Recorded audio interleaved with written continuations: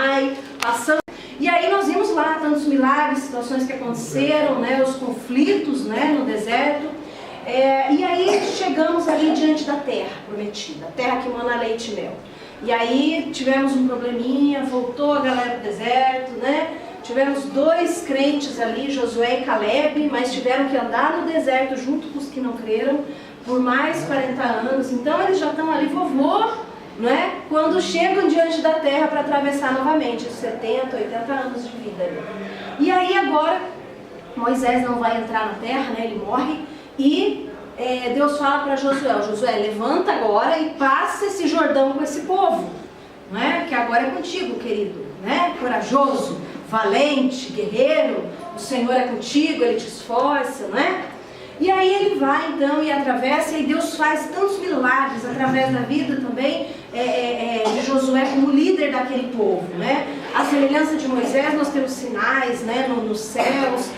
Deus para ali, né, no caso retrocede, né, o sol ali em 10 graus para que eles tenham mais tempo de uma luta. Nós vemos o milagre da queda dos muros em Jericó. Nós, né, temos muitas situações que acontecem ali com Josué, muitas batalhas ganhas, né, com o povo. E aí chegaram na terra, né, alguns lugares divididos já, todo mundo assentado, cada tribo, cada povo. E Josué já está velhinho, e aí ele diz, olha, eu e a minha família decidimos seguir ao Senhor. Agora vocês decidam o que vocês querem, não é? Mas eu já tomei uma resolução. Isso é importante, quando a gente está falando agora com a Ju antes, né? Quando a gente decide algo no nosso coração, a gente toma uma resolução, Deus pode lidar com isso. Né? Deus nos impulsiona, nos inspira a continuar nessa decisão. Então, primeira coisa, tomar uma decisão em Deus. Isso é ótimo porque alivia, a gente não precisa decidir amanhã, já está decidido hoje. Né? Decidi hoje que eu vou servir a Deus, então amanhã eu não preciso pecar contra Ele. Certo? Então, estamos ali com Josué agora decidindo, e Josué morre. O povo, aquela geração, permanece diante de Deus por um tempo, mas começam algumas situações, nós não temos um líder ali. Não é? E aí, como eles não tinham expulsado totalmente, como Deus havia orientado eles, os povos das terras, eles acabaram convivendo, né, amigavelmente com alguns deles ali, os Ginezeus, os Zeus, todos os filisteus, os Zeus ali, né? E aí agora, esse povo que eles estavam vivendo ali numa amizade, né, de boas, por um período, esse povo agora começa a se levantar contra eles, querendo que a terra de volta, não é mesmo?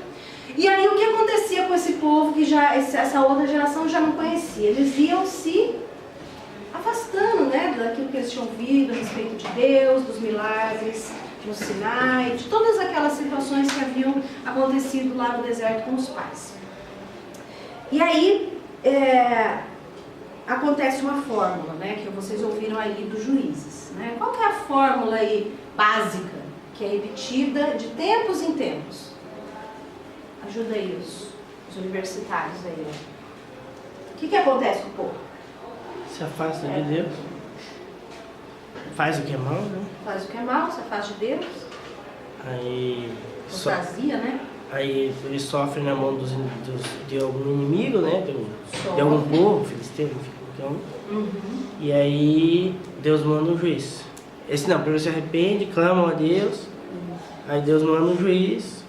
E a paz? A paz volta, dura um tempo e depois... E depois? Se afasta de Deus, apostasia, né? Sofre na mão dos inimigos, pilhados ali. E aí eles clamam a Deus, se arrependem e voltam para Deus. E Deus vem, né, em socorro a eles, através da vida, levanta um homem, né, um juiz ou uma juíza, Débora, e livra o povo vive em paz, adora a Deus, e daqui a pouco eles estão de novo se afastando, né, de Deus. Então, isso é um cíclico, né, no livro de Juízes.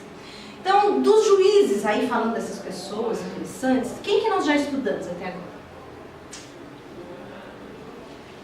Quem que nós vimos aí? A Ana acho que deu a primeira aula, né? Sobre os juízes. Quem que é? Eude e Otiniel. E quem eram eles? eles, assim, alguma coisa, quem eram eles não, mas o que específico cada um realizou? Vocês conseguem lembrar aí? O que Otiniel, o que ele se destacou? O Otiniel é o que matou o rei com a espada? Eude? Eude. Então essa é uma questão de Eude, né? Eude, ele atravessa o rei, que é bem gorducho, né? Se perde meio gordura lá a faca. E ele tem uma questão que ele usou a mão esquerda, né? Ele era canhoto. E Otiniel? Me ajudar. O que acontece com Otiniel? Eu não estava na aula, gente. Me ajuda aí. Pera lá, força. E agora? Ele não lembra, não? Não lembro, do Otiniel não lembro. Ó, ele casou com a filha de Caleb, né? Lembra lá? Que o pai dele dá as fontes, né? Daí ela pede o lugar de fontes, né? Da terra seca, né? Então, que isso, pai? Para Axa, é isso. Nome bonito pra pôr uma filha, né? Axa, 3 do 5 ao 7, né? Ele se levanta como juiz, né? Para livrar o povo dessa opressão da Mesopotâmia. Eude, faca, o rigordoso lá, né? Matou na esquerda. E depois? O que mais? Depois veio os dois amiguinhos que deram aula aqui. Foi? Hã? Débora e Baraque, né? Quem era Débora? Ela fala uma coisa legal de si mesma. Ela fala uma mãe em Israel, né? Se levantou uma mãe em Israel. Alguma coisa sobre Baraque e Débora? Ela era profetisa. Ela era profetisa. Aí ele foi lá, né, perguntar uns negócios pra ela e falou, ó, vem junto comigo. Ela chamou o Baraque pra guerra. Ele falou, ó, você vier comigo, né? Sozinho eu não vou não, né? Não. Aí eles foram, né, estavam vencendo o inimigo e aí o general inimigo foi e se escondeu na tenda de uma senhora lá e ela foi lá, aproveitou e passou ele. Matou ele, né? Ela tinha dado uma palavra antes, né? E a vitória não podia pelas mãos dele, né? Era de uma mulher, parte de uma mulher. Que não era ela estava falando de alguém, né? Caso Císara. Ok. Jael. Jael, mas Císara não era general. Císara era o general. É que os nomes parecem que Jael e Jael. É verdade, parece que de uma mulher. Tem uns nomes interessantes, né? Esses nomes. De raça. Jael, mulher. Ok. E depois? Tem mais? Foi Ju? Da amiguinha do... Foi Gideão e Jefté, né? Jefté e Gideão, isso aí, Gideão e Jefté. Gideão tem uma frase muito interessante que ele fala, que ele pergunta, ele questiona Deus quando os anjos lá aparecem para ele, para falar com ele. Ele pergunta lá, indignado, não é? Uma indignação santa dentro dele. Se o Senhor é Deus de maravilhas, o que é feito, né, de tudo aquilo que aconteceu, os milagres, aquilo que aconteceu no deserto? Se o Senhor é Deus desse povo, de Israel, o que foi feito dos milagres, das maravilhas que os nossos pais nos contaram? E quando ele fala isso, ele está escondido numa caverna, não é? Pisando, é uma caverna? Não lembro. Pisando uvas, é isso? Trigo no lagar, não é? Trigo não era no lagar, é uva que era no lagar. Ele estava escondido, não é? Por que ele estava escondido? Porque os midianitas estavam pilhando eles ali, não é? Estavam roubando deles o alimento, tudo que tinha, eles tiravam de Israel, né? E aí ele estava ali escondido, então, né, para ter o mínimo de um alimento de sobrevivência. E essa era a terra que mana leite e mel que Deus deu para eles. Né? E ele está questionando, cadê? Né, as maravilhas, os milagres. E aí a gente tem Jefté. Jefté é bem interessante, né, a história dele. Ele é um filho bastardo, não é? Ele é um filho que foi rejeitado pela família. Né? Os irmãos dele expulsam ele e ele não herda como primogênito. Só que na hora do aperto, da dificuldade, enquanto ele estava convivendo lá com os gente boa, né? Com os bandidos, com toda aquela galera que não dava muito certo na vida, ele liderando aquele povo todo ali, chamam ele para defender contra, não lembro quem. Amonitas, né? É muitos nitas, né? Então os amonitas agora. E aí acontece que ele se levanta como juiz ali, né? E ele tem toda uma situação, aí tem a situação do voto de Jefté, causa muita polêmica isso, né? Às vezes, mas para mim, eu acredito que é muito simples, né? Ele votou ali a virgindade, né? No meu entendimento, né? Do texto ali, da filha dele, até porque não eram aceitos sacrifícios, né? Humanos, né? E isso era entendido do povo de Deus ali. E ele, o tempo todo, ele consulta Deus, você vê que Jefté vai até Deus, ele pergunta, né? Ele pede ajuda de Deus, e quando ele faz o voto, inclusive, não é? E ele vota a esse Deus que ele pede ajuda, e aí a gente tem ali toda essa situação, não tem uma continuidade na descendência dele, né? Até porque os juízes não era uma dinastia, né? Então não era o filho desse que era juiz. Deus escolhia um juiz, né? De forma mais ou menos aleatória, né? Como ele entendia. Depois de Jefté, nós temos Sansão. Sansão era um cara que era complicado, né? Ele foi consagrado desde criança com um voto. Qual voto que era? De nazireado, isso mesmo, voto de nazireu. Não podia cortar o cabelo. O que mais que não podia? Beber vinho. O que mais que não podia? Tocar no cadáver, né? Todas as coisas que eram cerimonialmente impuras, ele não podia. E ele sabia disso desde criancinha. Ele respeitava? Não. O tempo todo ele ficava ali testando, né? Brincando. Não é mesmo? E aí no final da vida dele acontece, né, uma situação ali trágica. Brincam com ele, exatamente. A mulher brinca com ele. E aí ele pede a Deus que dê força mais uma vez, o cabelo dele já estava crescendo de novo, né? E aí ele pega as colunas do templo, mata mais filisteus na morte dele do que enquanto ele viveu, né? Mas, né, morreu cedo, jovem, não necessário. Que pena, foi citado. Né? E, enfim. Depois de Sansão, a gente teve ainda mais uma aula. Foi sobre quem? A juíza Ruth, certo? Ah, não! Quem ela era? Ela participou da descendência lá da frente. Mas o que ela tem a ver com o juiz? A gente está falando da era dos juízes? O que Ruth tem a ver com o juiz? Ela viveu no tempo do juiz. Ela viveu nessa época. Mas ela era moabita, não era? E o que ela tem a ver, então, com o que ela está na Bíblia? Por causa da descendência de Jesus. Mas o que tem a ver com a descendência de Jesus? Quem é o parente dela? Antes?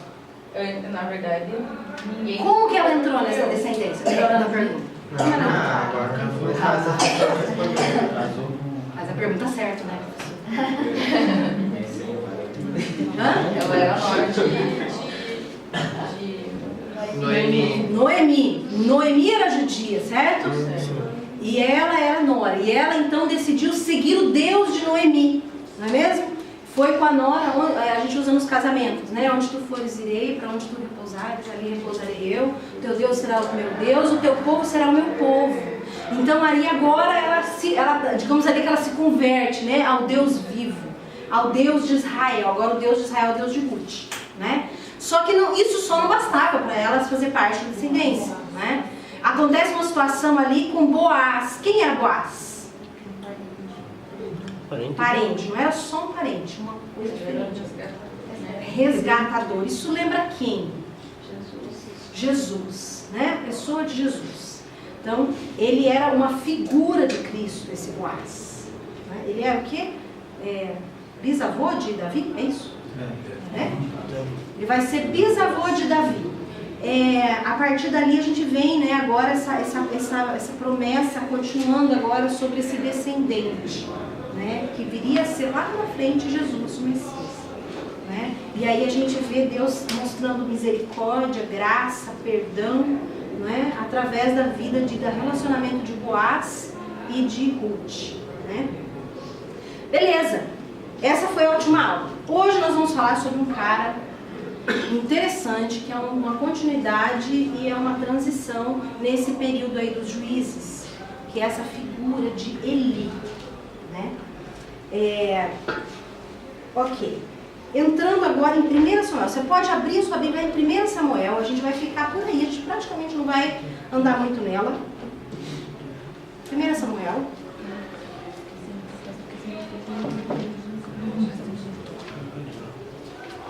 Deixa abertinho lá, capítulo 1. Então nós temos aqui nesse período, né, dos juízes, essa continuidade agora em Samuel. Nós temos 2 livros aí na nossa Bíblia, mas na Bíblia hebraica, a Bíblia dos judeus, ela é um livro só, é Samuel, né? A história dele, toda a trajetória, que vai desde o período dos juízes, do final ali, não é? Para essa transição até a entrada da monarquia, até o início da monarquia, do Estado, né, ali. E aí nós temos até esse momento aqui do juiz, ainda nessa continuidade, nós temos uma situação de teocracia. Deus sendo Deus do seu povo. Ele é o rei e ele é o juiz. No livro de Juízes, embora a gente tenha os heróis, né, que a gente acabou de destacar os mais conhecidos, tem outros que a gente não tem muitos detalhes sobre eles, não é? Mas todos esses que Deus levantou ali no meio do povo, não era para destacar o juiz. Ele era apenas um instrumento, não é, da atividade de Deus no meio do povo. Todo o tempo em que Deus levanta um juiz, a gente tem uma frase interessante. O Espírito do Senhor veio sobre ele, né? Ele foi cheio, né? O Espírito de Deus veio sobre ele. Então, o livro de Juízes é o livro do governo de Deus sobre o seu povo. Deus estabelecendo a sua forma de julgar, de governar, de instruir o povo. Através, né, da teocracia. Não é uma monarquia aqui. Todas as demais nações ali em volta viviam nesse sistema de monarquia. Eles tinham seus reis. Israel não tinha um rei. Israel tinha alguns homens que Deus levantava para trazer o seu direcionamento, sua instrução no meio do povo ali, no momento de necessidade. Depois eles permaneciam ali, não é? Até que houvesse a necessidade de levantar um outro. E havia necessidade porque o povo acabava se corrompendo. Quando nós então, deixa eu ver se eu avancei demais aqui. Ok. Acontece ali em Gideão, na história de Gideão, foi a Ju, né, e a Ana que deram aula ali, Gideão e Jefté.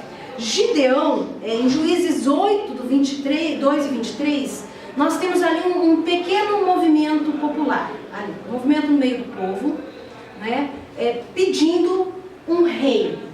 Né? É a primeira vez que a gente vê isso na Bíblia ali, a necessidade do povo de querer um rei. Então eles chegam, Gideão acabou de livrar eles dos midianitas, né? Israel agora está em paz, eles estão ali felizes com aquilo, Deus governa no meio deles, e eles chegam para Gideão e falam: governe sobre nós, você, o seu filho, o filho do seu filho. Os pais, os anciãos de Israel.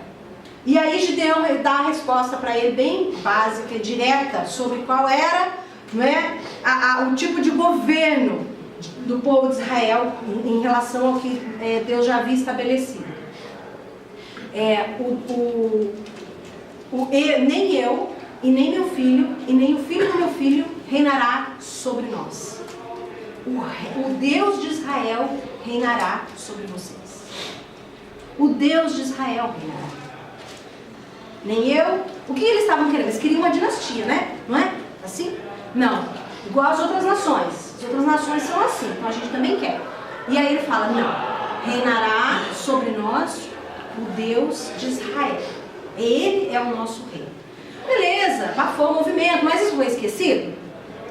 Foi. Durante os períodos ali, eles olhavam para as nações: não, a gente quer igual. A gente quer ser igual a eles. A gente não era povo, agora a gente é um povo, então a gente quer um rei. Eles não entendiam que era Deus, era o rei deles. E governava no meio deles. Eles queriam ser iguais às nações, né?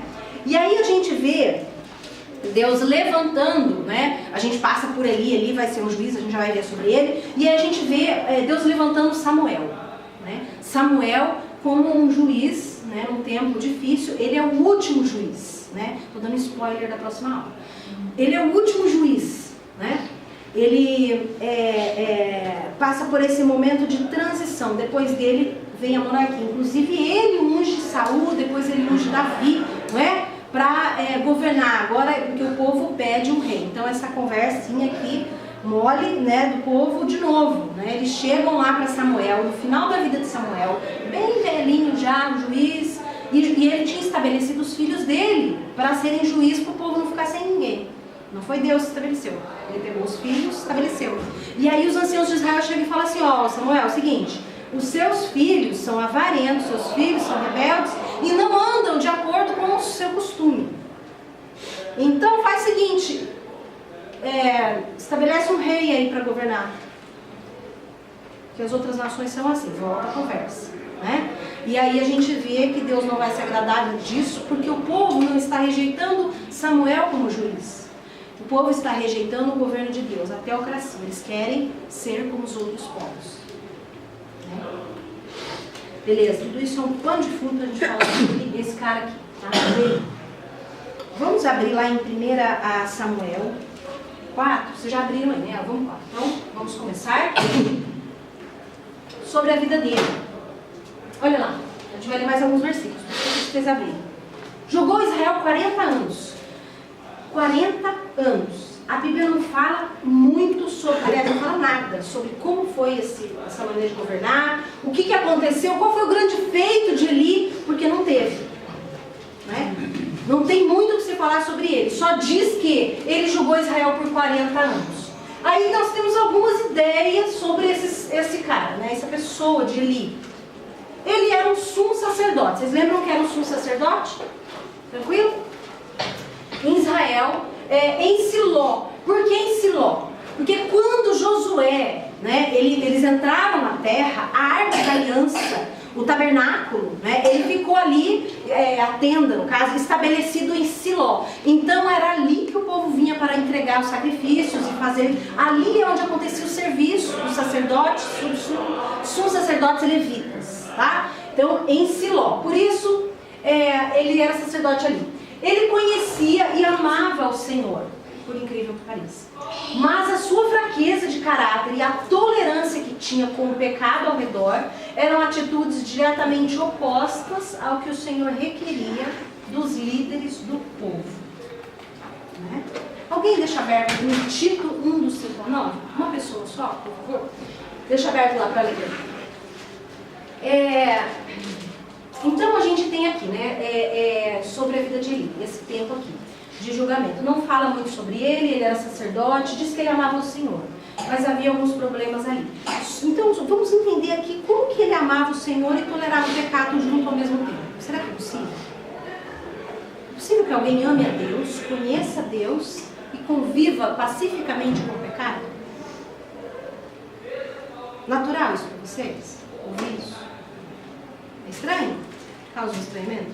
Causa estranhamento dentro daquilo que a gente acredita ser certo, mas é natural porque a gente vê muita gente praticando isso. Muita gente, né?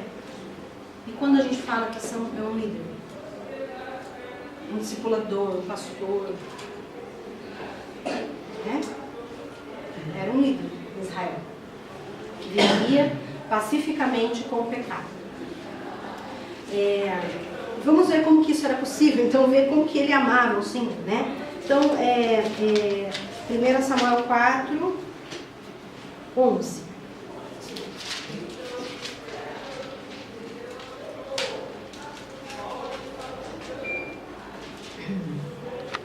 Do 11 ao 17, 18.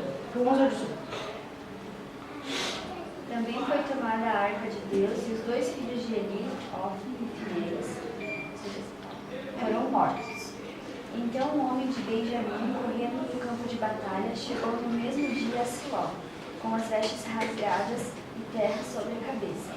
Ao chegar a ele, estava Eli sentado numa cadeira ao pé do caminho, vigiando, porquanto seu coração estava tremendo pela arca de Deus.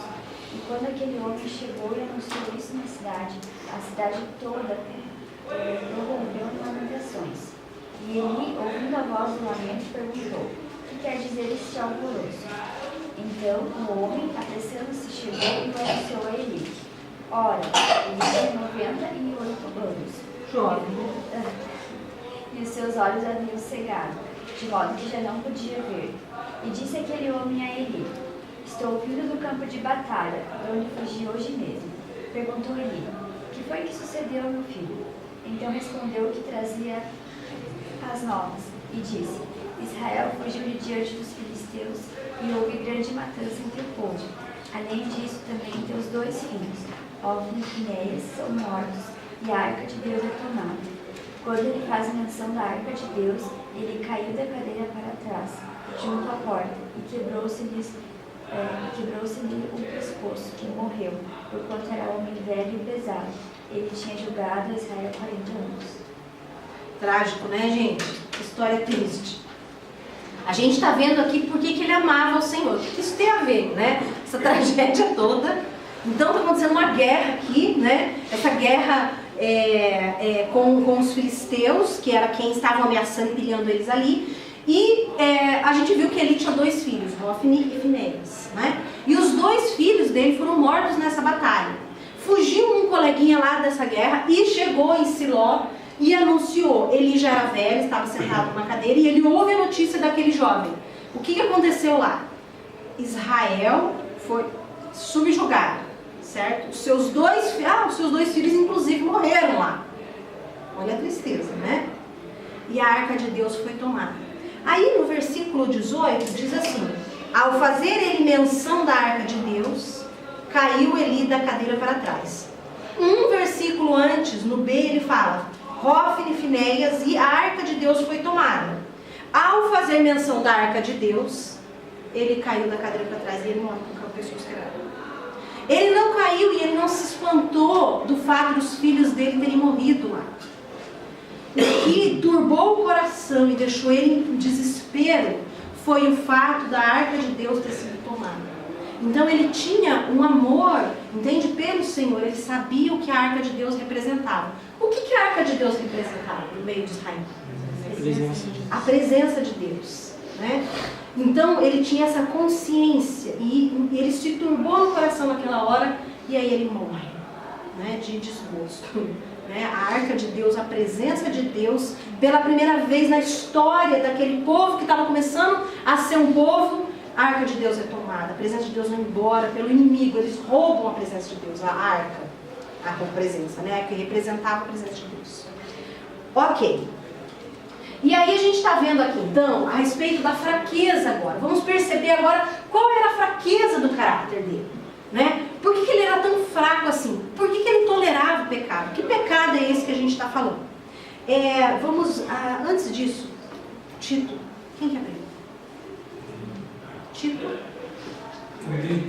Eu deixei na ilha de Creta para que você pusesse em ordem o que ainda faltava fazer, para nomear em cada cidade os presbíteros das igrejas. Lembre das minhas ordens. O presbítero deve ser um homem que ninguém possa culpar de nada. Deve ter somente uma esposa. Os seus filhos devem ser cristãos e não ter fama de maus ou desobedientes. Pois aquele que tem a responsabilidade do trabalho de Deus, o bispo, deve ser um homem que não possa ser culpado de nada. Não deve ser orgulhoso nem ter mau gênio. Não deve ser chegado ao vinho, nem violento nem ganancioso. Deve estar disposto a hospedar pessoas na sua casa. E deve amar o bem. Deve ser prudente, justo, dedicado a Deus e disciplinado. Deve se manter firme na mensagem que merece confiança, que está de acordo com a doutrina. Assim ele poderá animar os outros com verdadeiro ensinamento e também mostrar o erro dos que são contra esse ensinamento. Então o Felipe acabou de ler ali o quê? De características de quem ali? Que Paulo, né, menciona para ti, que era discípulo dele. Característica de um presbítero, um sacerdote, um líder, né, no Novo Testamento, para nós. Isso não era diferente lá. Isso era esperado de um líder em Israel, de um líder no meio do povo de Deus. Esse tipo de conduta. Inclusive, os sacerdotes, eles eram, e agora ele era juiz, não sacerdote, ensinaram a mensagem de Deus ao povo.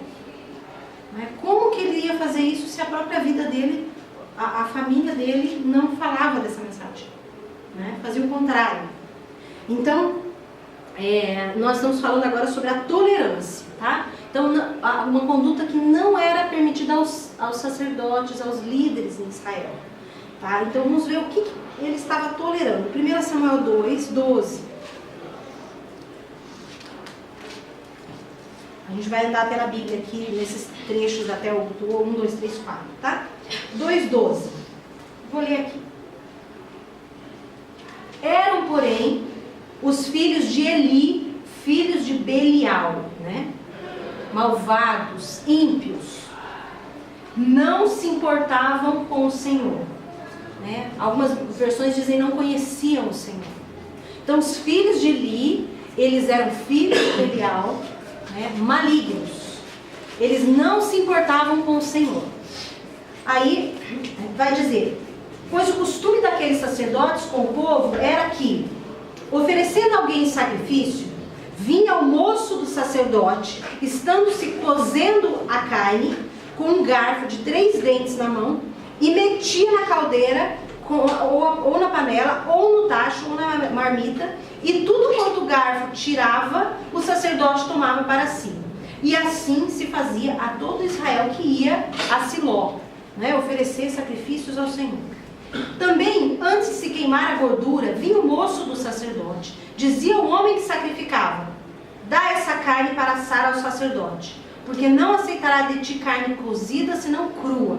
Se o ofertante lhe respondia: queime-se primeiro a gordura e depois tomarás quanto quiseres, então ele lhe dizia: não, porém hás de me dar agora, senão eu tomá-la-ei à força. Era, pois, muito grande o pecado desses moços perante o Senhor, porquanto eles desprezavam a oferta do Senhor. Então havia uma instituição sobre a oferta, o que se sacrificava a Deus. O animal, né, lembra? Tinha todas aquelas ordenanças, tinha que ser puro, tinha que ser criado lá em casa, né, sem doença, sem nada, perfeito. E aí ele ia lá e oferecia. Quando oferecia, o sacerdote degolava, então, né, punha a mão, né, a vítima colocava a mão ali, passava, né, os pecados simbolicamente para aquele animal, e o sacerdote então sacrificava aquele animal, e toda a carne, no caso, era colocada para ser queimada e tirada a gordura. Algumas partes, o peito e mais uma outra parte com o nome, ficava para os sacerdotes e os filhos dos sacerdotes. Mas toda a gordura da carne, tudo, primeiro, era queimado no fogo, porque era oferta de aroma suave ao Senhor.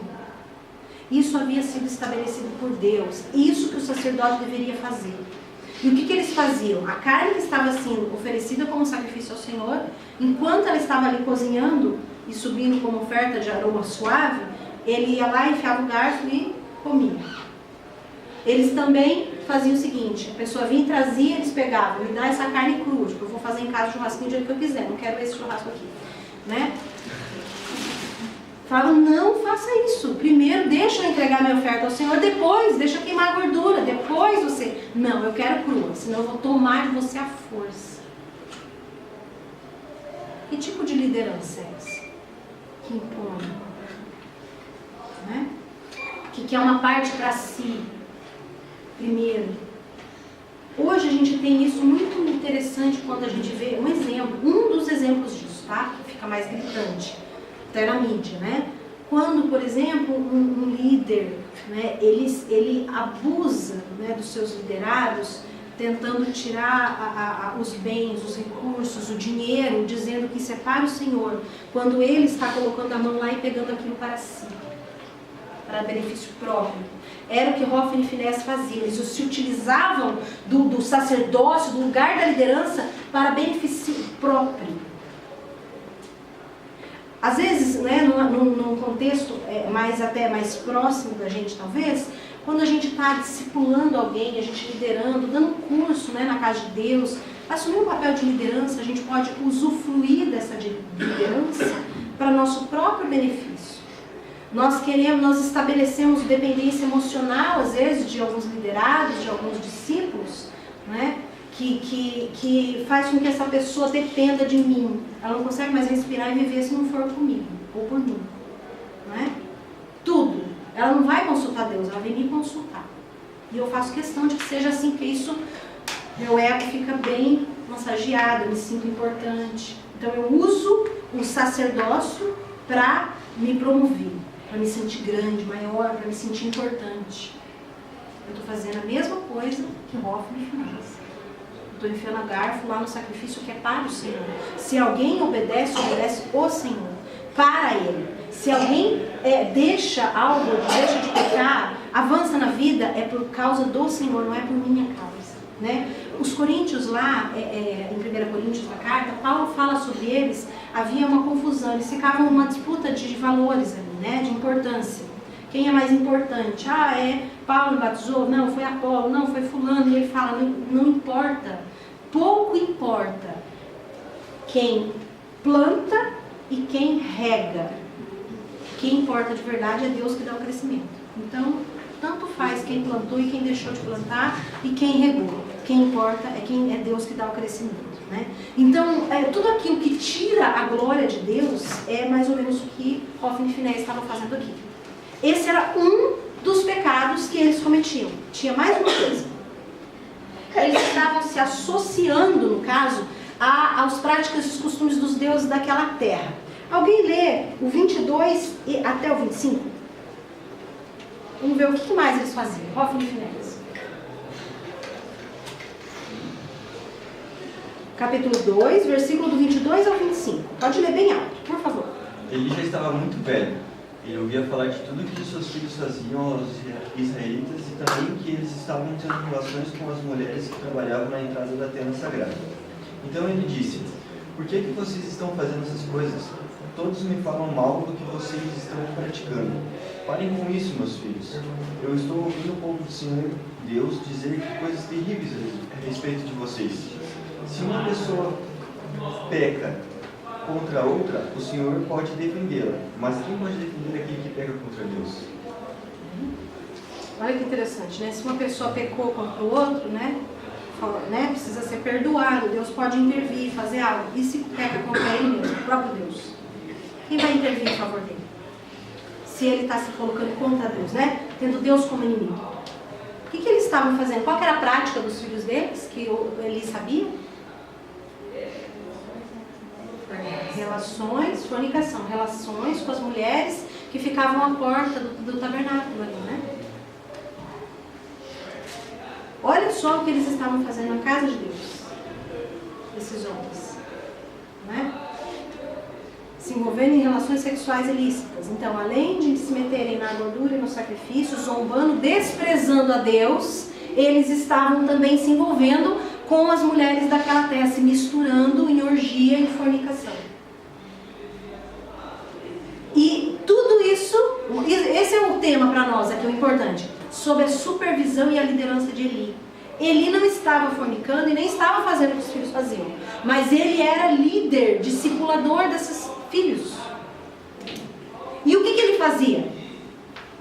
No máximo, né? Dizia, meus filhos, não façam isso, está errado. O máximo que ele conseguia fazer. Ele não conseguia ser firme e colocar um fim ali naquilo. E defender, né, a santidade do Senhor. Hã? O reino, né? Colocar juiz nesses meninos. Não conseguia. Ele era fraco de caráter. Né? E essa fraqueza custou muito para ele. Olha só então. E no 27 ao 34, nós temos agora Deus advertindo. Deus adverte ali por 2 vezes a respeito do pecado dos filhos dele. Tá vendo? Deus está chamando a atenção de Eli sobre a tolerância dele em relação ao pecado. Então você, quando você é um líder, é um discipulador, e você tolera o pecado do seu liderado, você tem entende? Vive pacificamente com aquilo, você não confronta a respeito daquilo, você está sendo conivente com o pecado dele. É como se você estivesse pecando junto, mesmo que você não realizou aquela prática. Se você está no meio de pessoas que estão pecando, e mesmo que você ali no meio deles não esteja pecando, se você constantemente se sentir confortável e conviver pacificamente naquele ambiente, né, e se delongar ali, e você vai estar praticando o pecado. Não porque você fez, mas porque você está sentado na roda dos escarnecedores. Né? A Bíblia, a mensagem diz, sentando-se no bar do pecado. Então, isso é muito importante. Aí agora a gente tem uma primeira advertência de Deus. 1 Samuel 2, do 27, a gente vai ler até em diante. Veio um homem de Deus a Eli e disse, o homem de Deus é o quê? Um profeta, né? E veio falar para Eli, não me manifestarei, é o Senhor falando, na verdade, a casa do teu pai, estando os israelitas, não me manifestei, né? A casa do seu pai, estando os israelitas no Egito, na casa de Faraó, eu escolhi dentre todas as tribos de Israel para ser o meu sacerdote, para subir no meu altar, para queimar o incenso, para trazer a estola sacerdotal perante mim, e dei à casa do teu pai todas as ofertas queimadas dos filhos de Israel. Olha só Deus chamando a atenção de Eli aqui. Por que pisais aos pés os meus sacrifícios e as minhas ofertas de manjares que eu ordenei que fizessem na minha morada? E tu, por que honras os teus filhos mais do que a mim? Para tu e eles vos engordardes das melhores de todas as ofertas do meu povo de Israel? Portanto, diz o Senhor Deus de Israel, na verdade, dissera eu a tua casa e a casa do teu pai que andariam diante de mim perpetuamente. Porém agora diz o Senhor, longe de mim tal coisa, porque os que me honram, eu honrarei, porém os que me desprezam serão desmerecidos. Eis que vem dias que eu cortarei o teu braço, o braço da casa do teu pai, para que não haja mais velho nenhum na tua casa, né? Vai tirar a descendência, e verás o aperto da morada de Deus há um tempo com o bem que fará Israel, e jamais haverá velho em tua casa. O homem, porém, da tua linhagem, a quem eu não afastar do meu altar, será para te consumir os olhos, para te entristecer a alma. Todos os descendentes da tua casa morrerão na flor da idade. Ser-te-á por sinal o que sobrevirá aos teus 2 filhos, Rófine e Fineias. Ambos morrerão no mesmo dia. Dura essa palavra, não é? Deus está falando. Eu disse que eu ia permanecer com vocês perpetuamente, quando eu os estabeleci sobre a minha casa, não é? Para oferecer sacrifícios, para zelar pelo meu altar, para ensinar o meu povo. Mas eu estou dizendo agora que eu não vou mais fazer isso. Eu vou acabar com a sua descendência. E o sinal que eu estou te dando, seus 2 filhos vão morrer na batalha. Vocês entenderam por que ele não se espantou dos filhos dele terem morrido na batalha? Morreram no mesmo dia. A palavra de Deus se cumpriu ali, né? Não haverá mais velho, e essa palavra se cumpre e termina de se cumprir a partir de Davi, quando é tirado o sacerdócio a partir da descendência de Eli, e é estabelecido a partir de Zadok. Então agora a família de Zadok é a família de sacerdotes e não mais a família de Eli. A partir ali de Davi e Salomão, não há mais descendentes de Eli na face da terra e no sacerdócio, né? Deus rejeita e agora levantam os sacerdotes santos a partir da família de Zadok. Olha que pesado isso. Gerações e gerações depois, Deus cumpriu a sua palavra, né? De juízo, de julgamento. Ainda que ele amasse ao Senhor, ainda que ele conhecesse ao Senhor, ainda que ele propriamente não tenha se envolvido com o pecado, mas pelo fato dele permitir que os filhos dele, que os liderados dele, que os discípulos dele pecassem contra o Senhor gravemente, da forma como pecaram, né, ele se fez participante daquele pecado e recebeu o juízo de Deus sobre a vida dele. Isso é tão grave, gente. Isso é tão sério. Isso é muito sério. Eu tenho ouvido, e hoje em dia a igreja de Cristo na Terra tem passado por uma crise muito grande, uma crise de caráter, de temor, né? De arrependimento, de ausência de arrependimento. A gente olha, eu estive, né, conversando, por exemplo, um exemplo disso, né, um colega, ele é líder em uma determinada igreja, né? E ele contando como que ali, às vezes, alguns líderes são coniventes com alguns pecados ali. E permite que aqueles liderados continuem na liderança, ainda que vivam daquela forma. Entende? Pecando contra Deus. Isso faz a igreja adoecer. Nós sofremos com isso, todos, a igreja toda sofre. Né? Se um membro do corpo sofre, todo o corpo sofre junto. Então, olha só que peso isso daqui, né? Vamos avançar no versículo 35 para ter um pouco de esperança no meio dessa tragédia. O Senhor diz então, e faz uma promessa depois da palavra de juízo: então eu suscitarei para mim um sacerdote fiel, que procederá segundo o que eu tenho ordenado na mente e no coração. Edificar-lhe-ei uma casa estável e andará ele diante do meu ungido para sempre. Olha só que tremendo, né? Deus sempre guarda para si uma semente santa. Deus sempre guarda para si, né, aquele remanescente que é fiel. Né? Deus pode usar uma única pessoa, né, para começar esse processo de santificação e de separação. Basta uma pessoa que queira a Deus, que busque a Deus, que ame a Deus e que deseja a Ele. Né? E aí a gente vê uma coisa bem legal aqui, falando agora sobre Eli. A gente vê um fade in, um fade out. Né? Eli está ainda em cena. Né? E enquanto ele está em cena, quase saindo de cena, está entrando agora a história de Samuel. Esse jovem, essa criança, né? A partir de uma família que teve fé num tempo em que a apostasia em Israel só piorava. Vocês viram aquela história toda, aquele ciclo? Quando chega em Eli, a coisa só vai piorando. Só, olha o nível que chega. A corrupção política e religiosa, porque o juiz, que é Eli, né? e o sacerdote, que é Eli, está compactuando com o pecado dentro agora da casa de Deus. Percebem a gravidade? Né? Aí agora a gente tem Deus começando a levantar essa semente santa. Samuel, despertando alguém. Né? A família de Eucana. No capítulo 1 de 1 Samuel a gente começa a ver essa história dele. Né? Esse aqui é do versículo 1 ao 3. Então nós vemos que Eucana era filho de tarará, tarará, tarará. Ele tinha duas mulheres, a Ana e a Penina. A Penina tinha filhos, a Ana não tinha, porque ela era estéril. Né? Subia, pois, este homem, Eucana, da sua cidade de ano em ano a adorar o Senhor e sacrificar o Senhor dos Exércitos em Siló, onde estava a arca de Deus. Estavam ali os sacerdotes do Senhor, Rófine e Fineias, os dois filhos de Eli. Apesar de todo o povo de Deus agora, a maior parte, a grande parte, estar afastado de Deus, distante de Deus, essa família inteira permanecia fiel, permanecia em fé diante do Deus Altíssimo. Percebe isso? No meio da apostasia havia alguém fiel a Deus. Deus reservou para si um remanescente santo.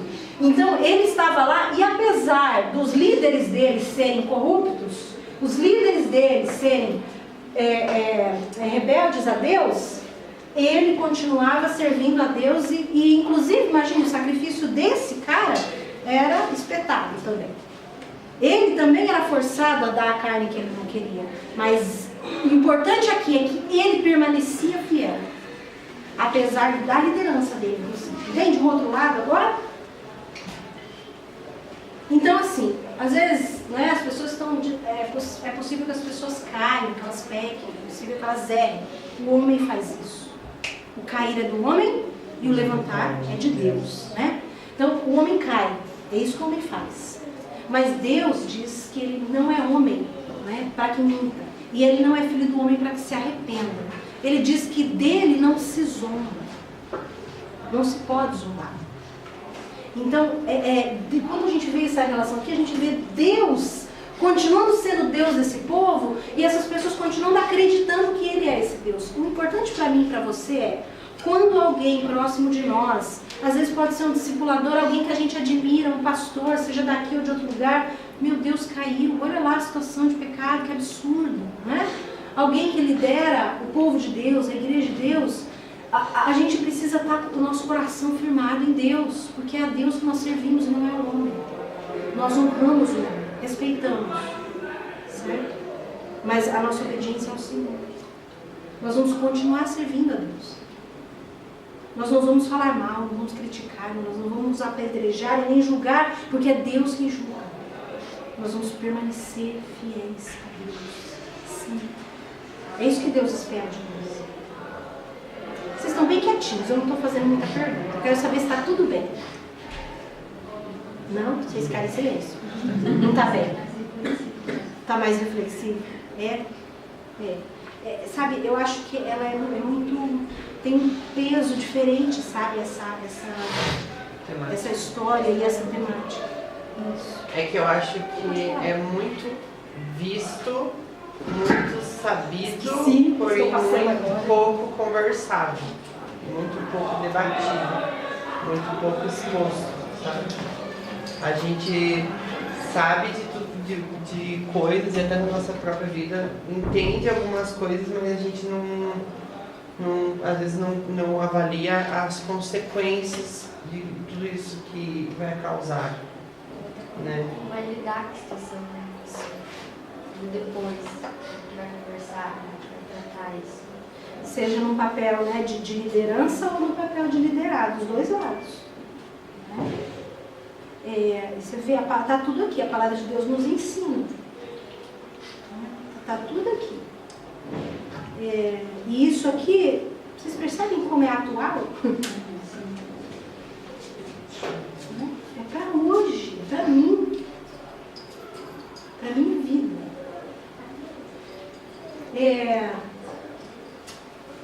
Deixa eu ver se eu tenho mais alguma coisa aqui sobre essa questão. Vamos passar. Então, estamos falando sobre a família de Eucana, né? Tem algumas coisas a respeito da vida dele que eu queria dizer. Essa relação da fé. Nós temos uma história bonita, né? Vamos dizer assim, muito bonita, da esposa de Eucana, Ana, né? Ela tinha uma espécie de inimiga ali, que era a segunda esposa de Eucana, que era a Penina, né? Eu não sei, mas Penina parece nome de passarinho. Eu tenho essa impressão quando eu escuto assim, sabe? De ser um passarinho. Uma marca de passarinho. Uma marca de Penina Tornari. Ah, é verdade, tem uma marca de De casamento. Isso, Penina Tornari. Mas é o nome do estilista. O nome da estilista? O nome da estilista. Deve ser alguém que se inspirou na Penina aqui, né?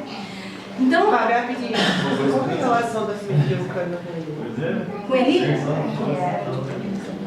Olha só, gente. A família de Eucana não tinha nada de parentesco com a família de Eli, porque a família de Eli era de sacerdotes, descendentes de Levi.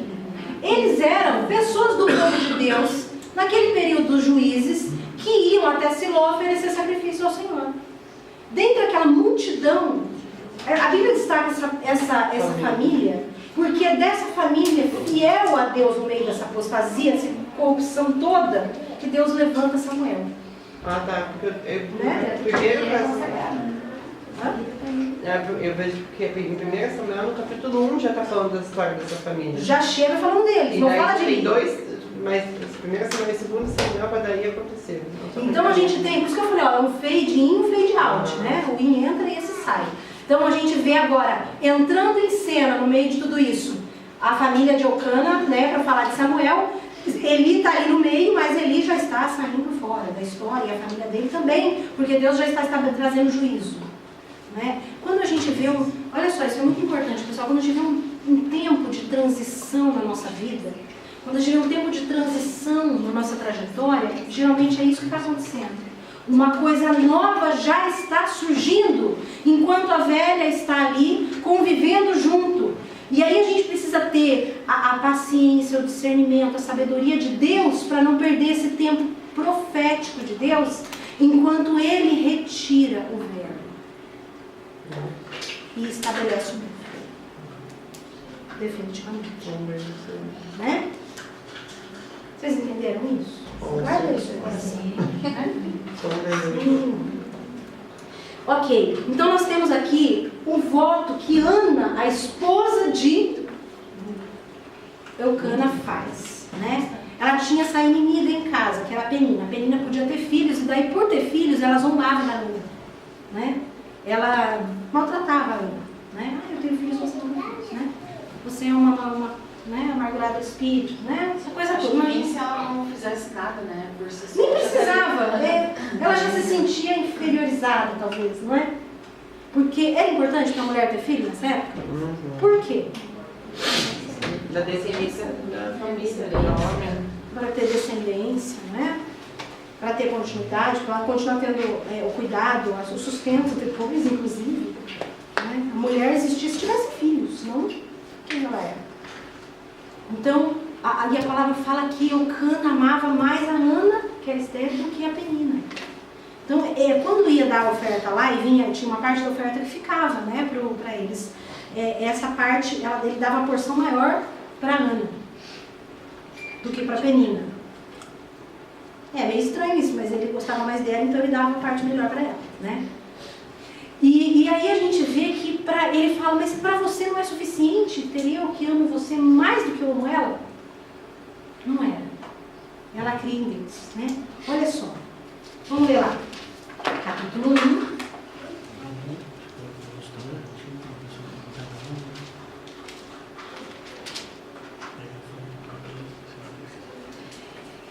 No versículo 10. Depois, Eli estava sentado numa cadeira, no versículo anterior diz, no templo, né?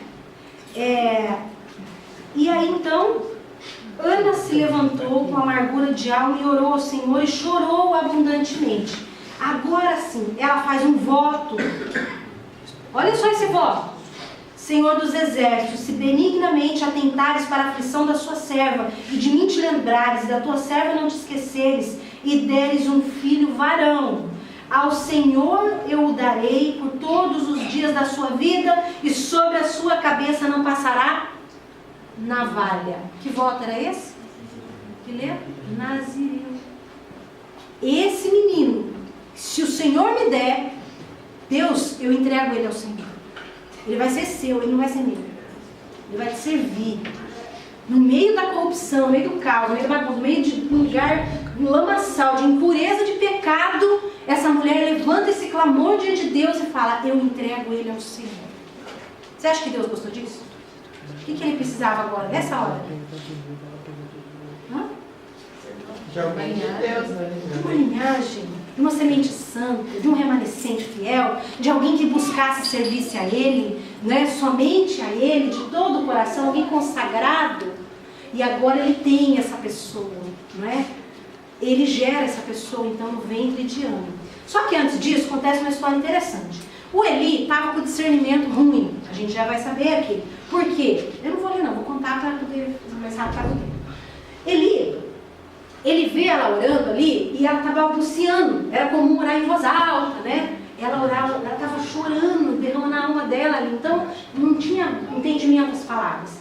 Eli, super espiritual, com muito discernimento, ele olha e fala, essa hora da manhã, você está bêbada, mulher? Para de se embriagar, se endireita. Ele chama a atenção dela, dos filhos ele não chama, né? Mas aí ele era muito, né, tinha muito discernimento, ele era muito espiritual, e ele fala e confronta essa mulher no pecado dela. E essa mulher, temente a Deus, se levanta e fala, meu Senhor, eu não bebi, eu não tenho nada de bebida, eu estou aqui derramando a minha alma perante o Senhor. E aí ele, opa, errei, falhou o discernimento. E aí ele fala, então, que o Senhor conceda a sua petição. Muito espiritual, muito religioso, né? E, a partir dali, o Senhor abençoa a Ana, e Ana, então, gera, né, junto ali com o marido dela, Samuel. Aí a palavra fala aqui, Samuel, enquanto está falando dos filhos de Eli, a gente leu aqui, deixa eu ver o versículo. Tá, ok.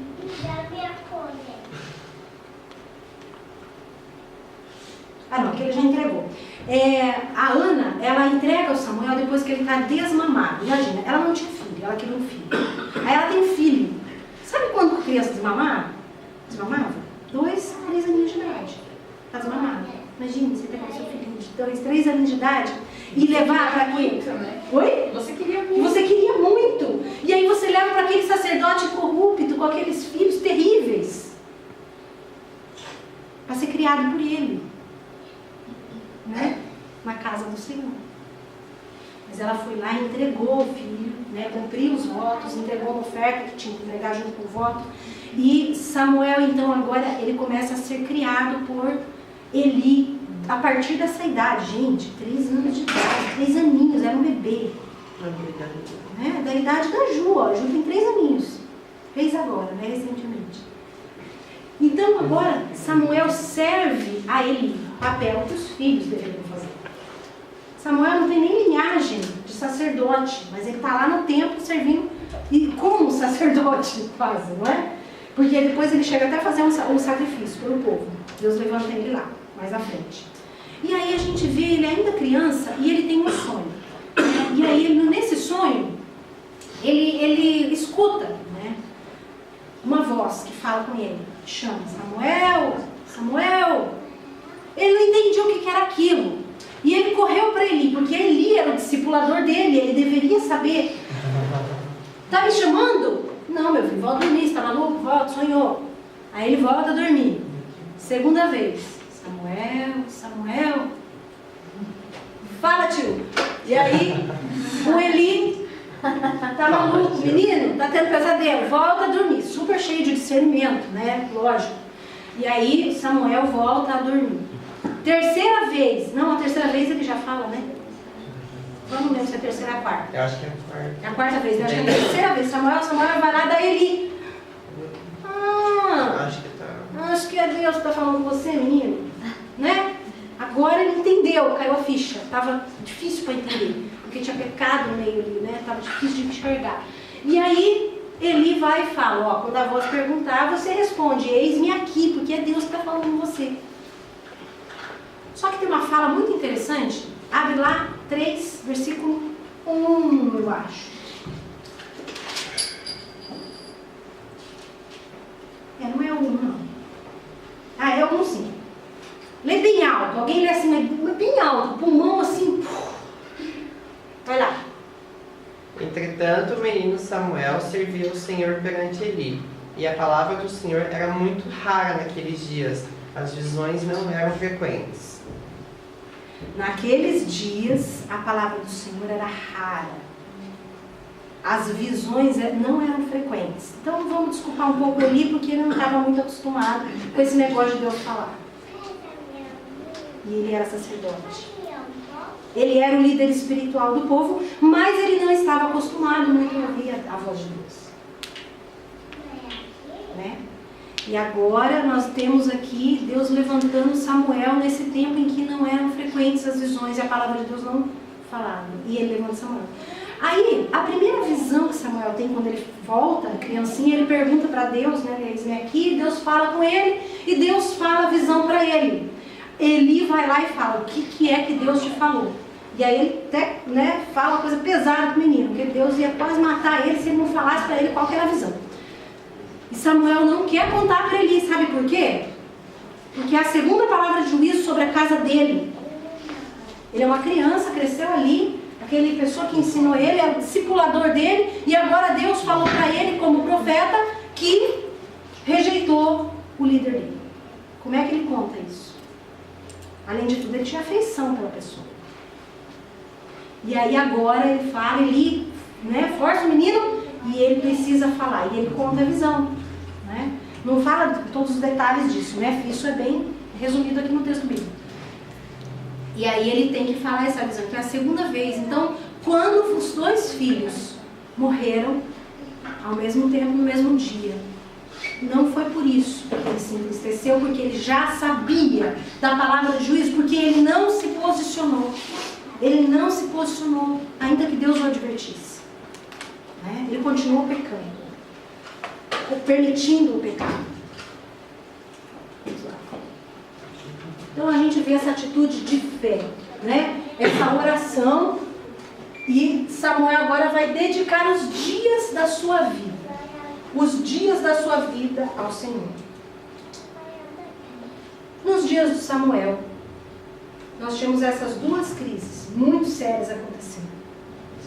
Falência espiritual da casa de Eli, do sacerdócio. E segundo, a ameaça dos filisteus. Os povos que eles deveriam ter expulso e não expulsaram. E daí, além de não expulsar, eles também não conseguiam defender agora o próprio território deles.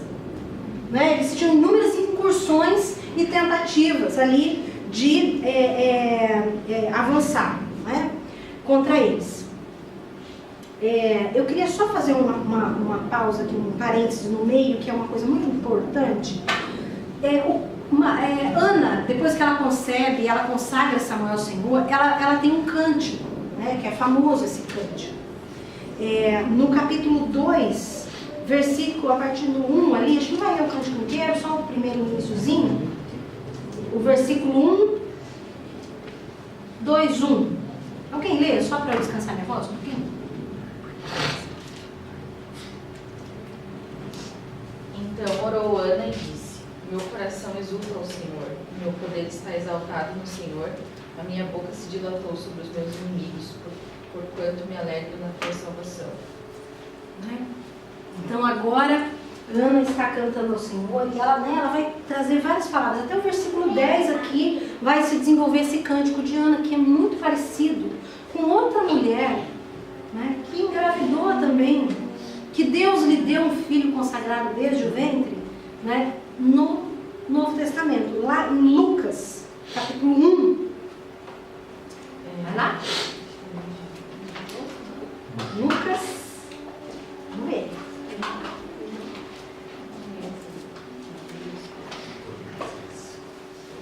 Cântico de 45. Tem uma música linda do Asaf Borba aqui sobre essa, né?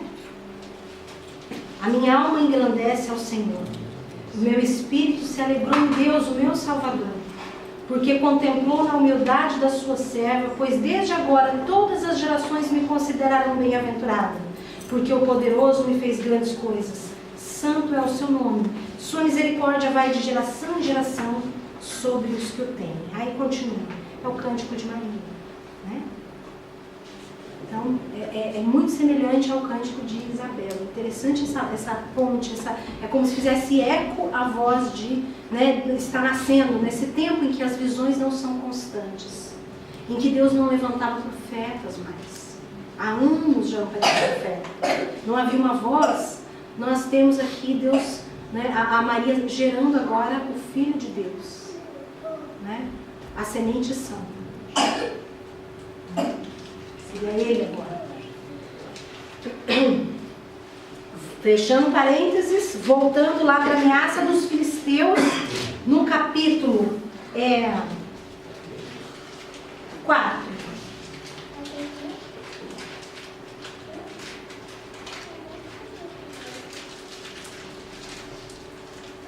Veio a palavra de Samuel a todo Israel.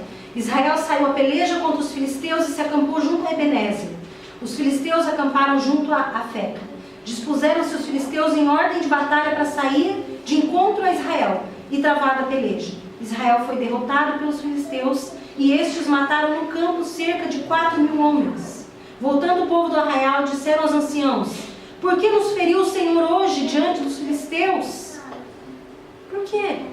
Que o Senhor não nos deu vitória quando Ele dava, quando o Jefité se levantava, quando, né, um Gideão se levantava. Por que agora o Senhor não nos defendeu? Aí eles têm uma ideia brilhante. Tragamos de Siló a arca da aliança do Senhor, para que venha no meio de nós e nos livre da mão dos nossos inimigos. Agora a arca estava sendo para eles usada como amuleto. Mandou, pois, o Senhor trazer de Siló a arca do Senhor dos Exércitos, entronizado entre os querubins, os 2 filhos de Eli, os melhores, Hofni e Finés. Estavam ali com a arca da aliança de Deus. Eles estavam ali, né, para trazer a presença de Deus no meio do povo.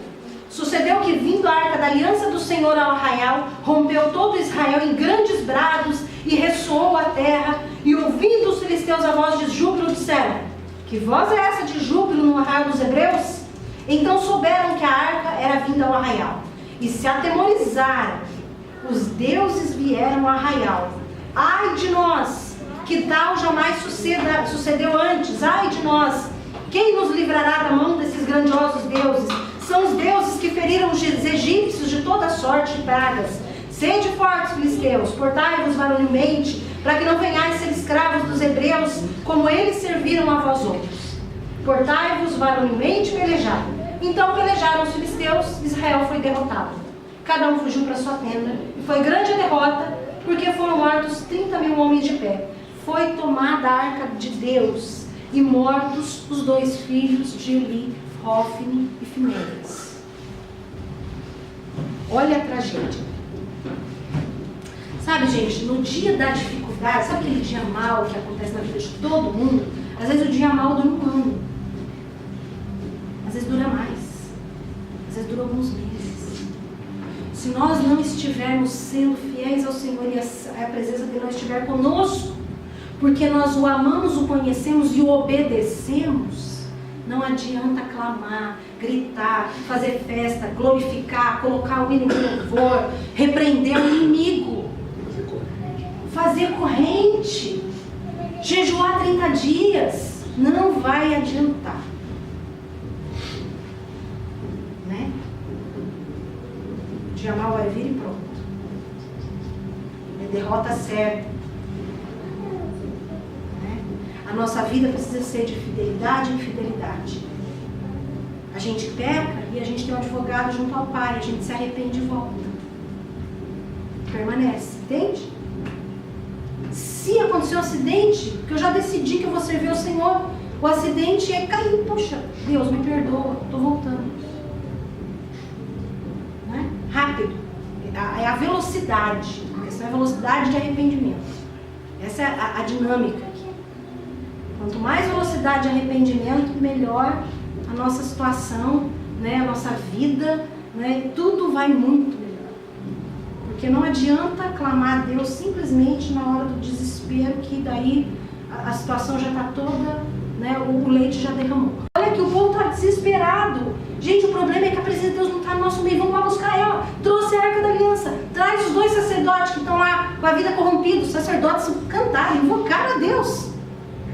Mesmo depois com aquela vida, não tinha autoridade, não tinha glória de Deus, acabou, derrota, né?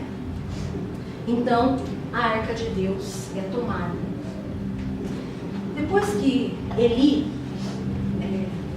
morre, né? A nora de Eli, a esposa de um dos filhos dele, ela tem um filho, ela estava grávida. Quando ela ouviu a notícia, né, que o marido morreu, né, o cunhado morreu, o sogro morreu e a arca de Deus foi tomada, ela com dores deu à luz, nasceu o filho. Aí a parteira, a pessoa que estava junto, falou, né, é um menino, né, se alegra, esperança, uhul. E aí ela declara isso aqui, ó: a glória se foi de Israel, pois a arca de Deus foi tomada. Não adianta mais, a presença de Deus se retirou. Icabode, que é conhecido o nome do filho dela. Foi-se a glória de Israel. Isso é triste, né?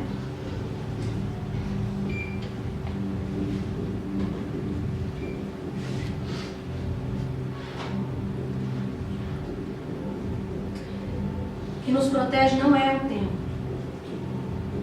A gente precisa da igreja, sim. Porque nós somos um corpo e a igreja acontece na coletividade. Não existe igreja sozinha lá em casa, né? Precisamos uns dos outros. Os ministérios de Cristo, né? Os 5 ministérios, os dons do Espírito Santo, né? O serviço acontece no meio da igreja. Nós precisamos da igreja para crescer em Cristo, ser um corpo. Mas não é o tempo. Isso daqui, ó, vir aqui todos os domingos, não vai atrair a presença de Deus. Dar o dízimo assiduamente não vai atrair o favor de Deus. Entende? Andar com a Bíblia por aí e ter 5 versões diferentes em casa, mais não sei quantas, a mais moderna no celular, não vai atrair a presença de Deus. Né? A nossa segurança é nos apoiarmos no caráter de Deus, que é santo e que diz: sede vós também santos como eu sou. Então, se eu não estiver acompanhando a santidade de Deus, uma vida nele, né? Para conhecer o caráter, você tem que lembrar da pessoa. É a única forma de conhecer o caráter de alguém. A gente admira as pessoas, às vezes, de longe, né? Bem de longe.